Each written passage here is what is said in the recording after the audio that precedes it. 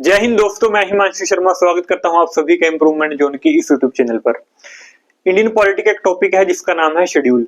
जिस तरह कॉन्स्टिट्यूशन का इंट्रोडक्टरी पार्ट है प्रियम्बल, इसी तरह कॉन्स्टिट्यूशन का एंडिंग पार्ट है शेड्यूल। कॉन्स्टिट्यूशन के फ्रंट पेज पे प्रियम्बल है, बीच में कॉन्स्टिट्यूशन के पार्ट्स हैं, आर्टिकल्स हैं, उसके बाद एंड करता है शेड्यूल पे। यदि कॉन्स्टिट्यूशन का भी आपको नहीं पता तो बता देता हूं। जिस तरह मेरी फैमिली है, आपकी फैमिली है, इसी तरह हमारी फैमिलीज में कुछ ना कुछ रूल्स का सेटअप किया जाता है। हो सकता है आपके दादाजी ने सेट किए हों, आपकी ग्रैंडमदर ने, आपके फादर ने या आपकी मॉम ने, या फिर हो सकता है आपके घर में आपका बड़ा भाई हो, आपकी बहन हो। इसी तरह आप सोचिए हमारी फैमिलीज को, छोटी फैमिली है, इसको चलाने के लिए भी कुछ ना कुछ रूल चाहिए। इसी तरह 140 करोड़ पॉपुलेशन है, पूरी कंट्री को गवर्न करने के लिए भी कुछ रूल चाहिए थे, तो वो रूल एक बुक में लिखे गए थे। उस बुक को नाम दिया गया है कॉन्स्टिट्यूशन। तो कॉन्स्टिट्यूशन के आर्टिकल्स में कुछ बातों को प्रॉपर्ली डिफाइन नहीं किया गया, उसके लिए जरूरत पड़ी शेड्यूल की। उन बातों को प्रॉपर्ली स्पेसिफाई किया गया है शेड्यूल में। तो इसी शेड्यूल को आज हम पढ़ने जा रहे हैं। क्या है तो देखिए, ओरिजिनली जो शेड्यूल थे वो थे 12। ओरिजिनल जब मैं वर्ड का यूज करूं, इसका मतलब जब कॉन्स्टिट्यूशन की इंप्लीमेंटेशन हुई थी 1950 में, ओरिजिनली थे टोटल मतलब 8 थे टोटल। आज हैं 12, ठीक है। 1950 में थे 8, अभी हैं 2025 में 12। तो हम स्टार्ट करते हैं शेड्यूल को पढ़ना। शेड्यूल 1 से स्टार्ट करेंगे, ठीक है। लिखने का काम है सारा, डजंट मैटर कि आपका हिंदी मीडियम है, इंग्लिश मीडियम है। अगर मैंने कुछ यहाँ इंग्लिश मीडियम में लिखा है तो हिंदी में बोल दूंगा, आप हिंदी में लिख लीजिए। यदि यहाँ कुछ मैंने हिंदी में लिख दिया तो इंग्लिश में बोल दूंगा, आप अपने अकॉर्डिंग हिंदी में लिख सकते हैं, जो भी आपकी वर्डिंग है लिखने की, ठीक है। तो स्टार्ट करते हैं शेड्यूल 1 से, मेरे साथ साथ लिखते रहिए बस। शेड्यूल 1, शेड्यूल 1 में लिखा है नेम्स, बाउंड्रीज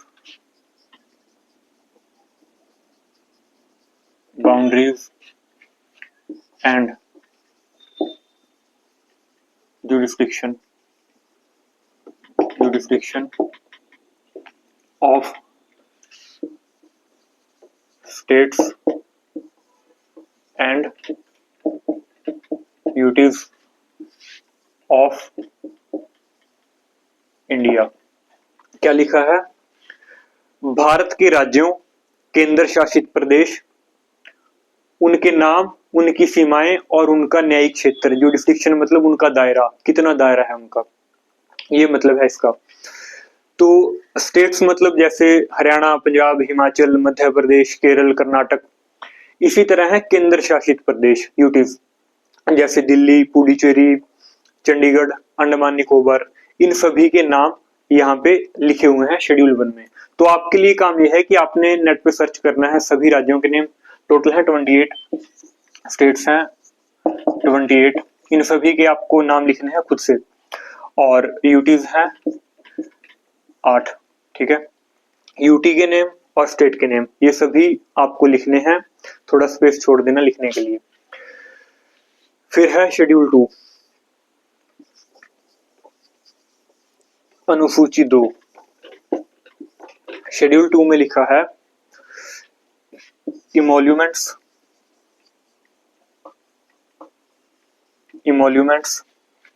सैलरीज,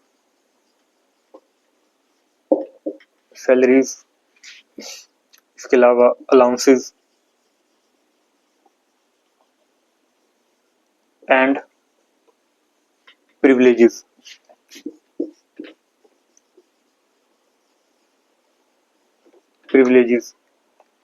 किसके?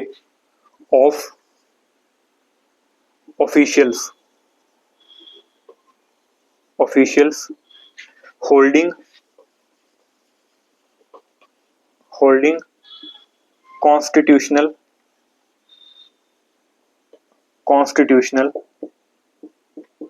पोस्ट। जो संवैधानिक पोस्टों पर बैठे हैं उनकी परिलब्धियां, उनके वेतन, उनके भत्ते और उनके विशेषाधिकारों के बारे में लिखा गया है शेड्यूल 2 के अंदर। अब इम्पोर्टेंट ये है कि किस किस की सैलरीज के बारे में यहाँ पे लिखा गया है, जो पेपर के अंदर क्वेश्चन आता है। ये लिखेंगे किस किस की सैलरीज की बात की गई है।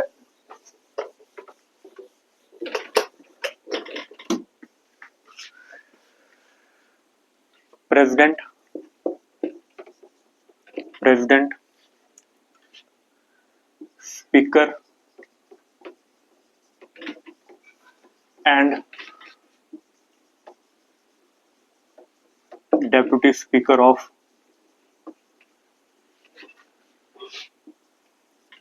लोकसभा, राष्ट्रपति, अध्यक्ष और उपाध्यक्ष लोकसभा के, chairman and deputy chairman of Rajya Sabha, सभापति और उपसभापति राज्यसभा के। फिर इसके बाद speaker and deputy speaker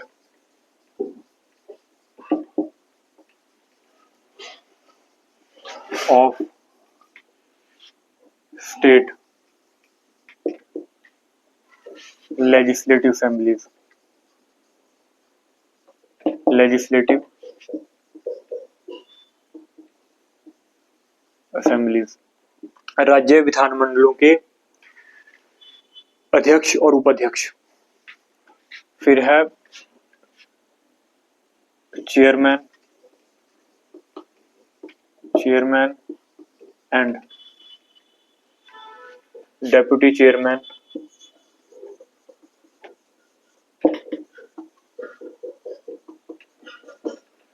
of state legislative council, state legislative council. राज्यों की जो विधान परिषद है उनके सभापति और उपसभापति की सैलरी भी इसके अंदर लिखी गई है। इसके बाद जजेस ऑफ सुप्रीम कोर्ट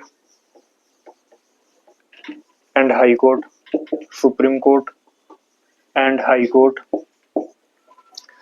इसके अलावा कैग, कैग मतलब controller and auditor general of India. ये क्या करता है, सरकार के खर्चों को ऑडिट करने का काम करता है कैग। इसको हिंदी में बोलते हैं नियंत्रक और महालेखा परीक्षक। तो ये बात, इनकी सैलरीज लिखी हुई है शेड्यूल 2 के अंदर। अब इनकी सैलरीज कितनी है वो इनका जब टॉपिक आएगा वहां डिफाइन करूंगा मैं कि किसकी कितनी सैलरी है। फिर इसके बाद है शेड्यूल 3। यहाँ पे शेड्यूल 2 के अंदर prime minister, council of minister, इसके अलावा और भी अलग अलग ऑफिशियल्स हैं जिनकी सैलरीज को नहीं डिफाइन किया गया। उनकी सैलरीज को डिफाइन किया गया है उनसे संबंधित अनुच्छेदों में। शेड्यूल 3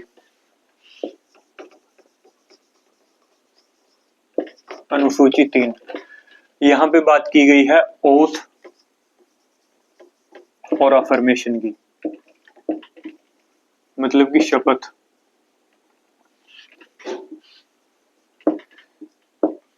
देखिए, जब भी कोई ऑफिशियल एंट्री करेगा ऑफिस में उससे पहले उसकी शपथ होगी।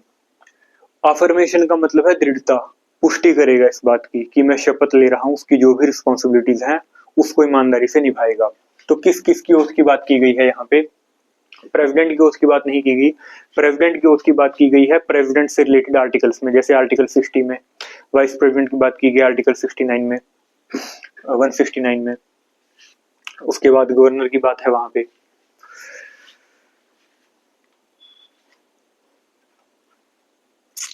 किस किस की ओथ की बात की गई है लिखेंगे। मेंबर्स, सिर्फ मेंबर्स ही नहीं, इसके अलावा candidates, members and candidates, candidates of parliament, parliament and state legislatures, state legislatures.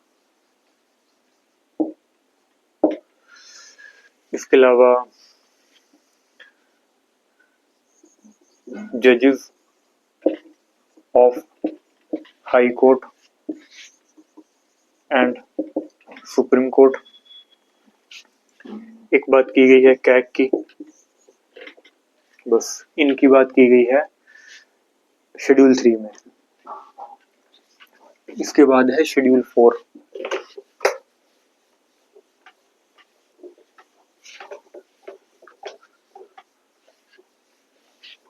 इसमें कोर्स है यार शेड्यूल 3 में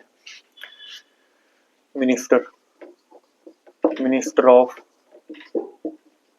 union and state government.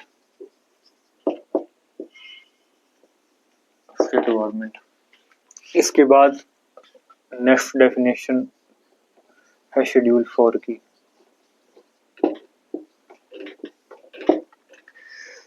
Schedule 4 में एलोकेट किया गया है सीट्स को राज्यसभा के लिए। देखिए, लिखिए allocation of seats in Rajya Sabha for states and UTs.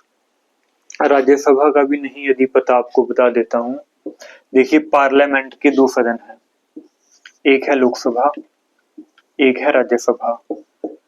Lok Sabha का मतलब है जहां पे हम वोटिंग करते हैं डायरेक्ट, हम एमपी को इलेक्ट करते हैं, एमपी जाएगा पार्लियामेंट में, जो भी मेजोरिटी पार्टी होगी वहां से प्राइम मिनिस्टर बनते हैं।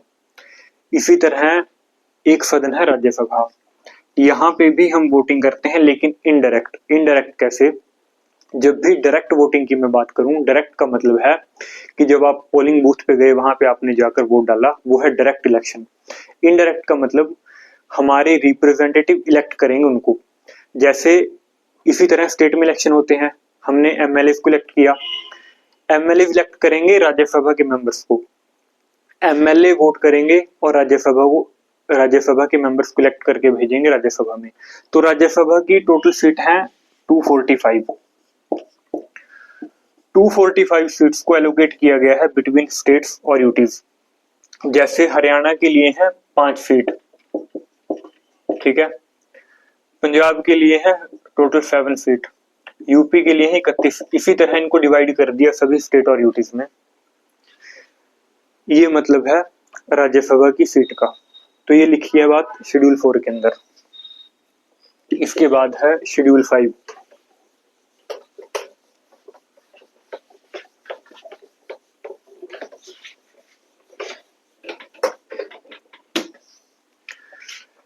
शेड्यूल 5 स्पेशल प्रोविजन दे रहा है अनुसूचित जाति और जनजाति क्षेत्रों को, यानी कि जो ट्राइबल एरियाज हैं या जो जहां पर शेड्यूल कास्ट जो कम्युनिटी है वहां पर, उनके लिए रखा गया है शेड्यूल 5। लेकिन इसमें एक्सेप्शन है, वो भी मैं बताऊंगा आपको क्यों है। प्रोविजन लिखेंगे, provision for administration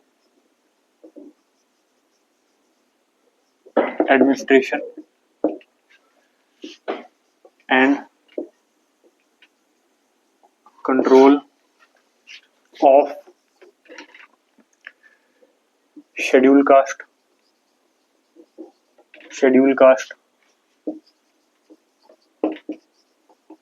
and tribal areas.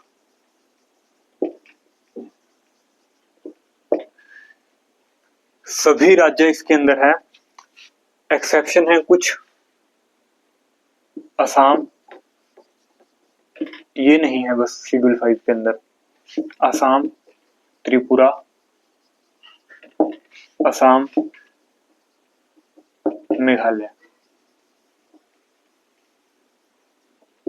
इनके लिए रखा गया है शेड्यूल 6। तो शेड्यूल 6 में डाल दिए, इसीलिए शेड्यूल 5 से इनको बाहर किया गया है।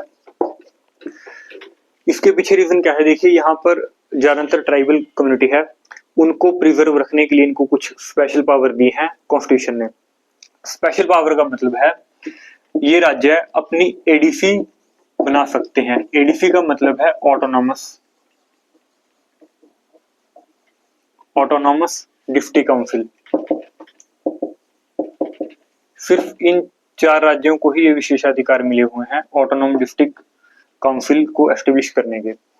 ऑटोनॉमस डिस्ट्रिक्ट काउंसिल का मतलब है कि अपनी हेरिटेज को प्रिजर्व रखने के लिए खुद से कंट्रोल कर सकते हैं अपने एरिया को। जैसे लाइक अब जिला परिषद है, ठीक है, जिले के अंदर पुलिस है, वहां की हेल्थ फैसिलिटीज हैं, वहां का एजुकेशन सिस्टम है, ये अपने अकॉर्डिंग उस सिस्टम को चला सकते हैं, मतलब है एडीसी का। एडीसी के टोटल मेंबर होते हैं 30, जिनमें से इलेक्टेड मेंबर हैं 26, मतलब कि इसको जनता इलेक्ट करेगी वोटिंग के थ्रू, और 4 मेंबर होंगे अपॉइंटेड बाय गवर्नर। और इसको सस्पेंड करने की पावर दी गई है गवर्नर को, मतलब कि गवर्नर इसको कभी भी सस्पेंड कर सकता है एडीसी को। तो अगर देखा जाए अल्टीमेटली इसको कंट्रोल सेंट्रल गवर्नमेंट ही करती है। सेंट्रल गवर्नमेंट कंट्रोल करेगी गवर्नर को और गवर्नर कंट्रोल करेगा एडीसी को। तो इनडायरेक्टली स्पेशल प्रोविजन जो दिए गए हैं वो भी सेंट्रल गवर्नमेंट की वजह से ही एंजॉय करते हैं हम पावर्स को। फिर इसके बाद है शेड्यूल 7।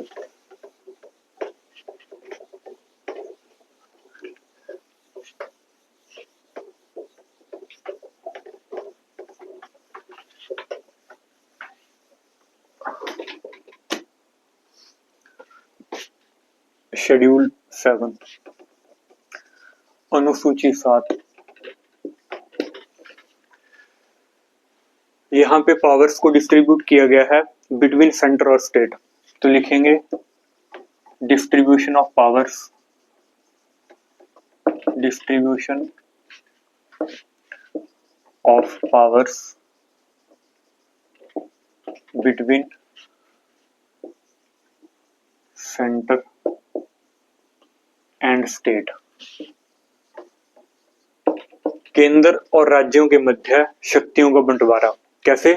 देखो 3 तरह से लिस्ट है। एक है यूनियन लिस्ट, एक है स्टेट लिस्ट, एक है कंकरेंट लिस्ट। कंकरेंट लिस्ट कुछ ऐसे सब्जेक्ट हैं जिन पर यूनियन गवर्नमेंट लॉ बनाएगी। टोटल ऐसे 100 सब्जेक्ट हैं। अभी ओरिजिनली थे 97, ओरिजिनली मतलब 1950 में जब कॉन्स्टिट्यूशन की इंप्लीमेंटेशन हुई। अभी 2025 में है 100 टोटल। स्टेट लिस्ट में टोटल सब्जेक्ट थे, पहले थे 66, अभी हैं 61। कंकरेंट लिस्ट में थे टोटल, पहले 47 थे, अभी 52। कुछ स्टेट लिस्ट के सब्जेक्ट थे जिनको डाल दिया था कंकरेंट लिस्ट में by 42nd constitutional amendment act 1976। देखो जो स्टेट लिस्ट के सब्जेक्ट हैं इन पर रूल बनाएगी स्टेट गवर्नमेंट, यानी कि इनके रिगार्डिंग जो भी डिसीजन होगा, जो भी पॉलिसी आएगी वो स्टेट गवर्नमेंट ही लेकर आएगी। और जो सब्जेक्ट यूनियन लिस्ट के हैं इन पर पॉलिसी बनाएगी यूनियन गवर्नमेंट। इसके अलावा कंकरेंट लिस्ट का मतलब है समवर्ती सूची, मतलब कुछ ऐसे मतलब सब्जेक्ट रखे गए हैं जिन पर स्टेट और यूनियन दोनों का ही अधिकार है। देखिए यूनियन लिस्ट में वो सब्जेक्ट रखे गए हैं लाइक जैसे डिफेंस के रिगार्डिंग हो गया, इसके अलावा इंटरनेशनल रिलेशन जो भी मतलब उसके रिगार्डिंग पॉलिसी आएगी वो यूनियन गवर्नमेंट का अधिकार है। स्टेट के अंदर जैसे कि मतलब एग्रीकल्चर का हो गया, इसके अलावा वहां पे पब्लिक फैसिलिटीज होगी वो स्टेट गवर्नमेंट देखेगी। कंकरेंट का मतलब कुछ ऐसे सब्जेक्ट हैं जिन पर स्टेट और सेंटर दोनों ही लॉ बना सकती है, लाइक एजुकेशन के मैटर में। इसके अलावा जैसे मैरिज या फिर डिवोर्स के रिगार्डिंग कोई एक्ट लेकर आना है गवर्नमेंट को तो सेंट्रल गवर्नमेंट भी लेके आ सकती है और स्टेट गवर्नमेंट भी। इसके अलावा एक और है जिसका नाम है रेजिड्यूरी पावर्स, अवशिष्ट शक्तियां। रेजिड्यूरी पावर्स हैं सेंट्रल गवर्नमेंट के पास। कुछ ऐसे मैटर जो उस टाइम पर नहीं थे जो अभी आए हैं, जैसे कि कंप्यूटर सॉफ्टवेयर उस टाइम पर नहीं पता था इसका कि आएगा या नहीं था, space technology, AI, artificial intelligence, इन सब की शक्तियां दी गई हैं सेंट्रल गवर्नमेंट को, वो डाले गए हैं रेजिड्यूरी सब्जेक्ट के अंदर। तो ये था शेड्यूल 7।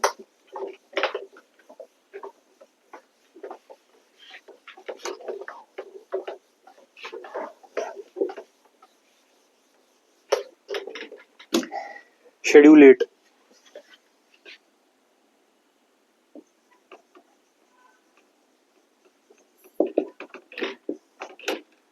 शेड्यूल 8 में लिखी हैं जो संवैधानिक भाषाएं हैं, मतलब जिनको संविधान ने मान्यता दी है। तो लिखेंगे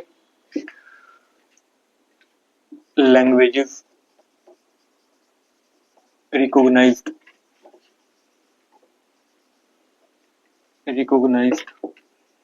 बाय कॉन्स्टिट्यूशन, संविधान द्वारा मान्यता प्राप्त भाषाएं।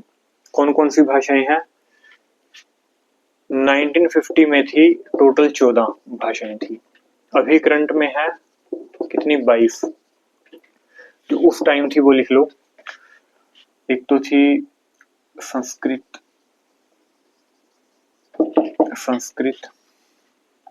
इसके अलावा कश्मीरी,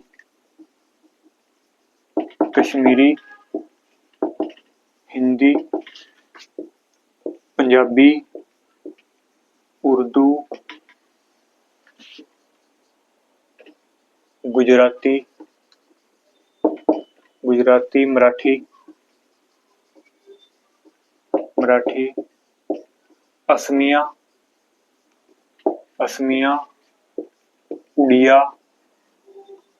उड़िया,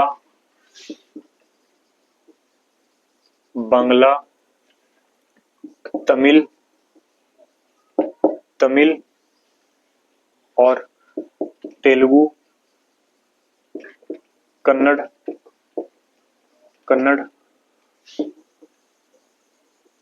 मलयालम। काउंट करो कितनी हुई? संस्कृत, कश्मीरी, हिंदी, पंजाबी, उर्दू, गुजराती, मराठी, असमिया, उड़िया, बांग्ला, तमिल, तेलुगु, कन्नड़, मलयालम। टोटल हो गई 14। इसके बाद जो ऐड की गई है लैंग्वेज, देखो 15th लैंग्वेज ऐड की गई थी कब? Bye 21st constitutional amendment act 1967 में। लैंग्वेज थी सिंधी, ठीक है। फिर 16th, 17th और 18th ऐड की गई थी bye 71st constitutional amendment act 1992। कौन कौन सी? कोंकणी, मणिपुरी, नेपाली। पेपर में अगर क्वेश्चन आए कि क्या नेपाली कॉन्स्टिट्यूशनल लैंग्वेज है, तो कंफ्यूज मत हो जाना कि नेपाली तो नेपाल की लैंग्वेज है, नेपाली हमारी भी कॉन्स्टिट्यूशनल लैंग्वेज है, इसलिए कहीं पेपर में क्वेश्चन गलत हो जाए आपका। फिर 19th, 20th, 21st और 22nd ये ऐड की गई थी 92nd कॉन्स्टिट्यूशनल अमेंडमेंट एक्ट 2003 में। कौन कौन सी थी? मैथिली,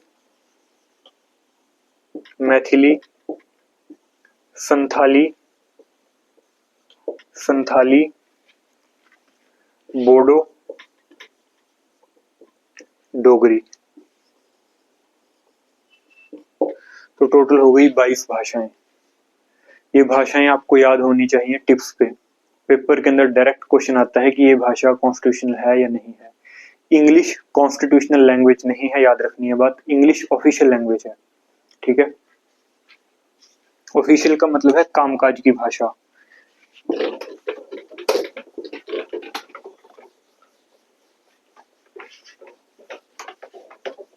इसके बाद है schedule 9।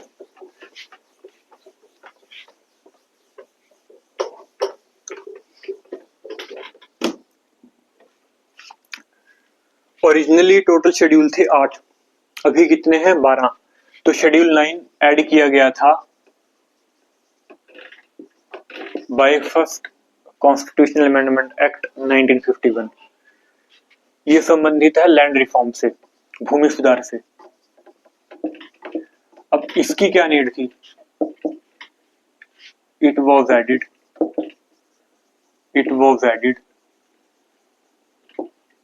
By first constitutional amendment act 1951। Actually क्या था कि राइट टू प्रॉपर्टी मतलब संपत्ति का अधिकार पहले फंडामेंटल राइट्स में डाला गया था ओरिजिनली। उस टाइम पर क्या था कि सरकार आपकी प्रॉपर्टी एक्वायर नहीं कर सकती थी किसी एक्ट के थ्रू। फॉर एग्जांपल, सरकार को रोड निकालना है, नेशनल हाईवे निकालना है आपके खेत से, मतलब आपके खेत उस रोड के बीच में आ रहे हैं। अब ऐसा नहीं है कि सरकार उसको फ्री में हड़प लेगी, सरकार आपको प्रॉपर पैसा देगी, लेकिन एक रूल है कि फंडामेंटल राइट्स की वायलेशन पे डायरेक्ट आप सुप्रीम कोर्ट या हाई कोर्ट जा सकते हैं। उस टाइम पर लोग चैलेंज करते थे सरकार को, तो सुप्रीम कोर्ट की तरफ से भी यही आता था जजमेंट कि सरकार प्रॉपर्टी एक्वायर नहीं कर सकती क्योंकि फंडामेंटल राइट था राइट टू प्रॉपर्टी। तो नेहरू जी बड़े ही उच्च कोटि के नेता थे।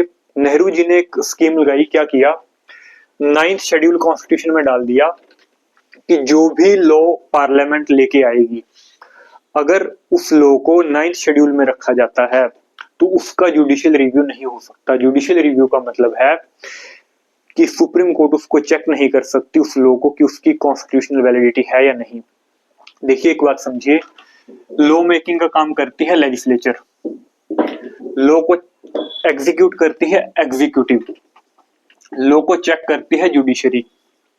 अब जुडिशरी से ताकत ले ली कि आप लॉ चेक नहीं कर सकते और डाल दिया उसको शेड्यूल 9 में, इसीलिए सबसे विवादित शेड्यूल माना गया है अब तक का ये शेड्यूल 9। तो इसके अंदर उस टाइम पर 13 लॉ डाले गए थे, अभी इसकी संख्या है 284। हालांकि एक केस आया था वीआर केस 1981 में, उसमें सुप्रीम कोर्ट ने कहा कि 1973 के बाद जो भी लॉ इसके अंदर डाले गए हैं उसको जुडिशियल रिव्यू की कैटेगरी में डाला जा सकता है, इसके अंदर जो लॉ डाल दिए हैं। तो ये मतलब था शेड्यूल 9 का। हालांकि बाद में राइट टू प्रॉपर्टी को भी वहां से डिलीट कर दिया गया था और उसको उठा के डाला था आर्टिकल 300A में। मतलब कि अभी वो आपका कॉन्स्टिट्यूशनल राइट है, फंडामेंटल राइट नहीं है। सरकार यदि चाहे आपकी प्रॉपर्टी एक्वायर कर सकती है किसी भी तरह से, लेकिन ऐसा नहीं है कि फ्री में एक्वायर कर लेगी। अब है शेड्यूल 10। शेड्यूल 10 ये anti defection law, anti defection law, दल बदल कानून। इट वॉज एडिड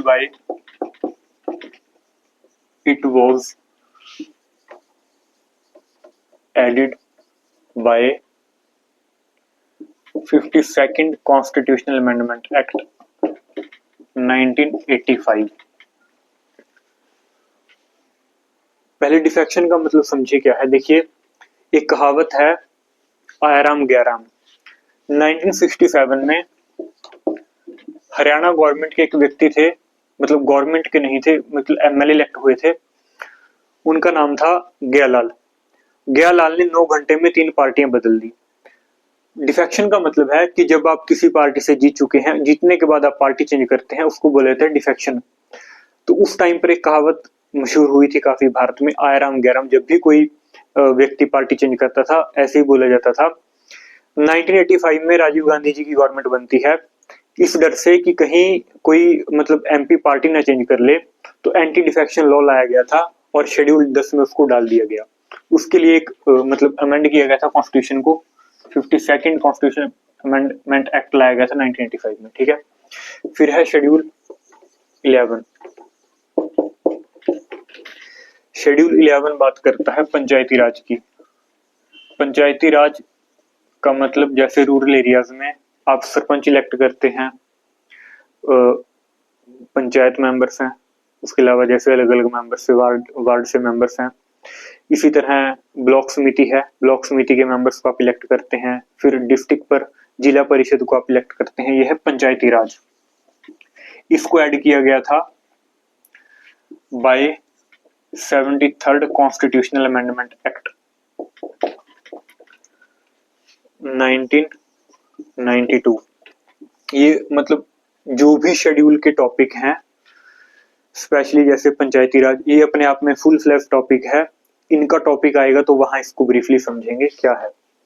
तो पंचायती राज को डाला गया है शेड्यूल 11 में। फिर है शेड्यूल 12, यहां पर है म्युनिसिपैलिटीज।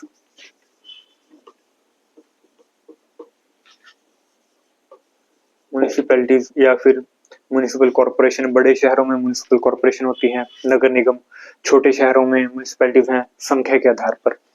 इसको ऐड किया गया था bye 74th constitutional amendment act 1993। तो ये थे शेड्यूल। सभी शेड्यूल किसी ना किसी आर्टिकल से कनेक्ट करते हैं, इसीलिए जो बातें प्रॉपरली आर्टिकल में डिफाइन नहीं की गई उनको शेड्यूल में डाल दिया गया था। इसीलिए शेड्यूल की आवश्यकता पड़ी थी उस टाइम पर।